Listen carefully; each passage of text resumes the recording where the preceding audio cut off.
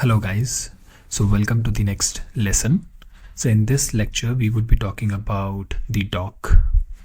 So the dock is your app launcher and the task switcher, right?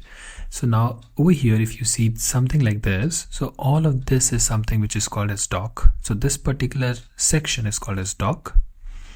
So now we have this dock that has certain separations. So if you see here we have some vertical lines here. So the vertical line, you can assume like it is divided into two subparts. One is the left section and the second one is the right section.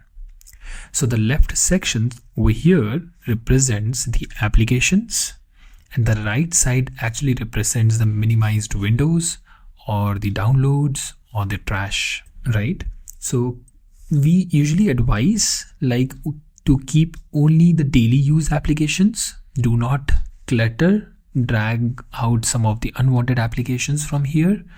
So say for example, if I want to drag out certain applications from here, say App Store, so just try to drag it here and just drop it, so it will be getting auto removed.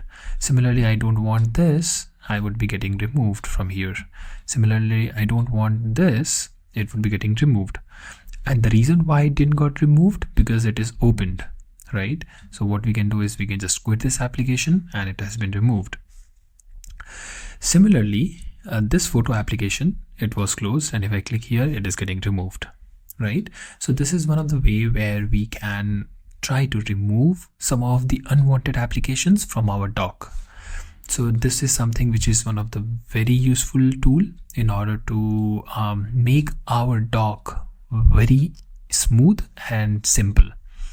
So for now what I'll do is I'll just quit this, and now what I'll do is I'll try to remove it, so it is getting removed. Also we have that vertical option here, so we can try to make it smaller or bigger based on what do we want, right? But we would be seeing on this customization a bit more later down the line once we would be getting deep down into the settings.